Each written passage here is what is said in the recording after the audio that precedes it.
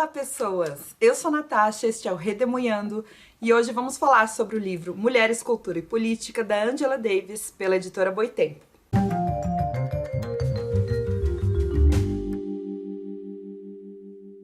Este livro, Mulheres, Cultura e Política, tem tradução da Essi Regina Candiani e a Angela Davis, não sei se vocês já conhecem, ela é uma filósofa e também ativista pelos direitos das mulheres e pelos direitos dos negros.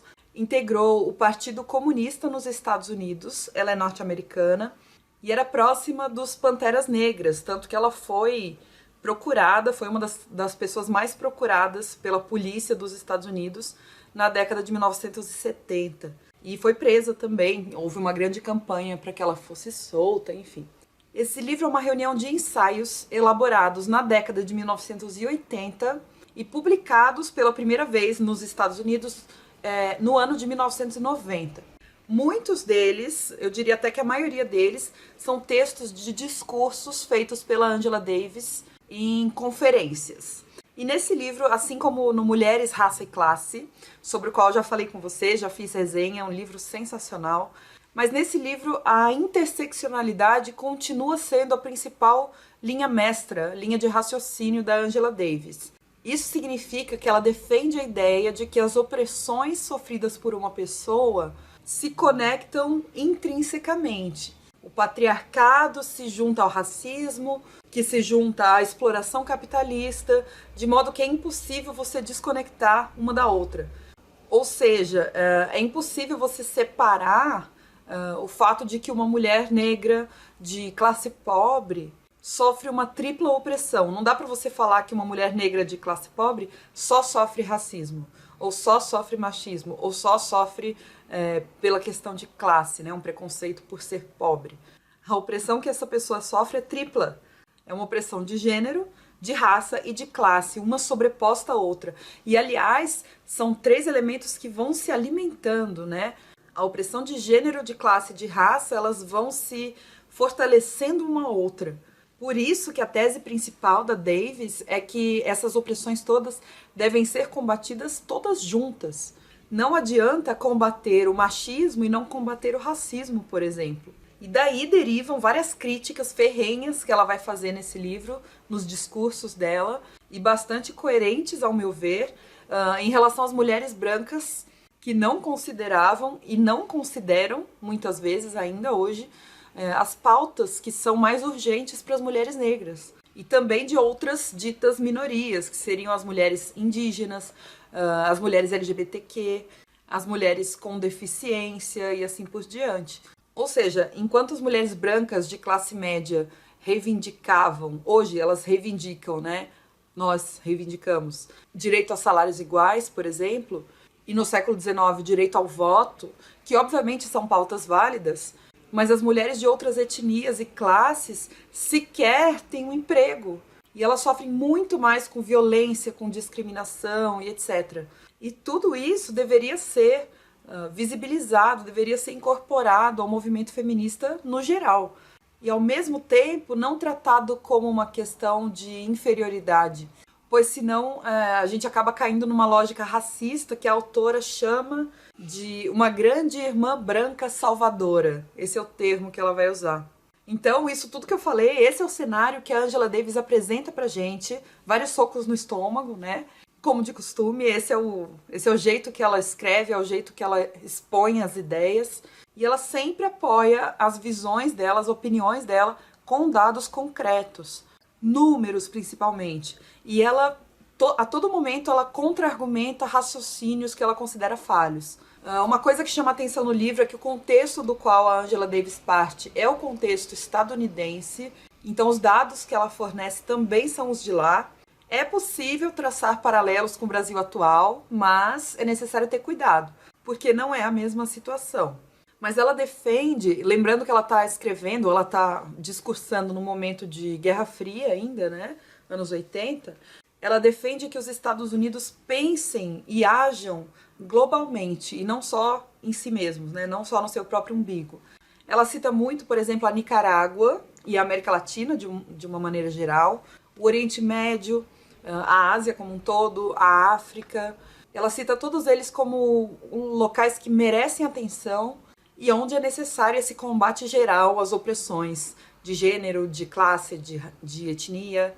E a partir dessa espinha dorsal da interseccionalidade, a Angela Davis propõe e desenvolve questões diversas, como a saúde da mulher negra, direitos reprodutivos. Ela fala da militarização da economia, que era algo muito forte nos Estados Unidos da Guerra Fria. Aliás, nos Estados Unidos no geral, né? Não só na Guerra Fria. Mas a gente tem que ter em mente que ela fala principalmente do período do presidente Ronald Reagan nos Estados Unidos. Fala também de estupro, de pobreza, de desemprego. Fala do apartheid sul-africano. E aqui lembrando que o apartheid lá durou até 1994. É muito recente. Fala também da educação de minorias. Então, para vocês terem uma ideia, o tanto de marcação que eu fiz, um monte. Essa mulher fala coisas importantíssimas. E o fato de serem discursos, né, ou textos produzidos a partir de discursos, traz ao texto diversas proposições para os problemas que ela enxerga e também informações sobre a época. Então, por exemplo, ela acaba mencionando várias características do governo Ronald Reagan, que para alguns de nós podem não ser tão conhecidas, mas que acabam sendo explicadas e contextualizadas ao longo do texto. Ou nas notas de rodapé. E aqui é legal, porque tem notas de rodapé que são da própria autora, algumas são da tradutora e algumas são da própria editora. Assim como no outro livro, Mulheres, Raça e Classe, aqui no Mulheres, Cultura e Política, a gente tem a repetição de alguns conceitos com muita frequência. Não só conceitos, às vezes algumas referências ficam um pouco repetitivas, mas é justamente porque é uma compilação de textos diferentes, né? Então você tem textos produzidos em momentos diferentes para serem usados, para serem falados em lugares diferentes, então ela acaba usando as mesmas referências, porque são as melhores referências para aquele assunto. Lidos separadamente, eles não ficariam repetitivos, mas como a gente leu, bom, eu li esse livro de uma vez só, acabou ficando um pouco mais cansativo nesse sentido. Em relação ao Mulheres, Raça e Classe, eu achei que esse daqui é mais específico, mais pontual e mais localizado, assim. Talvez por serem discursos mesmo. A edição da Boitempo é perfeita, ela é primorosa, assim como Mulheres, Raça e Classe. As notas de rodapé, como eu falei, são excelentes e são no próprio rodapé do texto. Adoro, amo editoras que colocam nota de rodapé onde elas devem estar, no rodapé. Os meus artigos favoritos foram os seguintes. Nós não consentimos a violência contra as mulheres em uma sociedade racista. E nesse texto, a Davis analisa o estupro de um ponto de vista macro e ligado a uma perspectiva interseccional. E a todo um contexto político, econômico, social. E eu também gostei do texto que chama-se As Mulheres do Egito, uma perspectiva pessoal. Então, quando se pensa em alguns países africanos, como o Egito, a gente pensa muito na circuncisão feminina, principalmente, ou da utilização do véu pelas muçulmanas.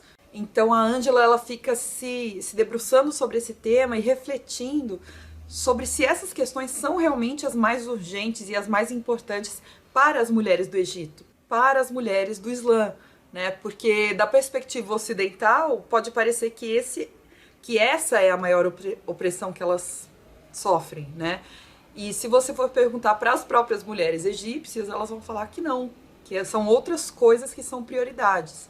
Esse texto é mais longo e não é um discurso. E aí a Angela Davis se vê numa posição privilegiada em relação às mulheres do terceiro mundo, né? Na época chamava-se terceiro mundo. E ela faz um exercício muito bacana de escuta e de reflexão. Ela percebe que o assunto não tem uma resposta simples e que, claro, existe uma gama muito diversa de opiniões sobre tudo isso. Então, assim como no outro texto que eu mencionei, ela parte desses problemas, entre aspas, pontuais, né? E faz uma análise mais geral sobre quais são as opressões que nós devemos nos concentrar para combater com mais urgência. Eu também adorei um outro texto chamado A Arte na Linha de Frente, Mandato para uma Cultura do Povo. E nesse texto a Davis ela defende a arte como catarse e como política. E ela mostra também como a música foi usada pelas pessoas escravizadas e por seus descendentes como forma de resistência. E ela cita até, assim, as músicas eram usadas como mapeamentos de formas de fuga. Eu achei maravilhoso. Procurem as músicas Strange Fruit, da Billie Holiday, e Poor Man's Blues, da Bessie Smith. São músicas impressionantes. Fala do rap como crítica político-social, enfim, um monte de coisas. Ah, e no texto chamado Revolução e a Condição da Mulher, sobre Selected Writings, da Clara Zetkin, a Davis formula a definição mais direta, mais perfeita que eu já vi de interseccionalidade. Eu vou ler para vocês, é um parágrafo na página 140. Abre aspas.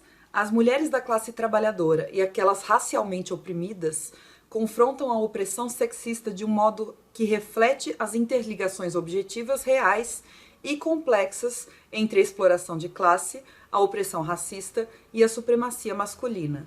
Ao passo que uma mulher branca de classe média sofre o sexismo enquanto uma forma relativamente isolada de opressão, a vivência das mulheres da classe trabalhadora necessariamente o coloca em seu contexto de exploração de classe, e as experiências das mulheres negras incluem ainda o fator social do racismo.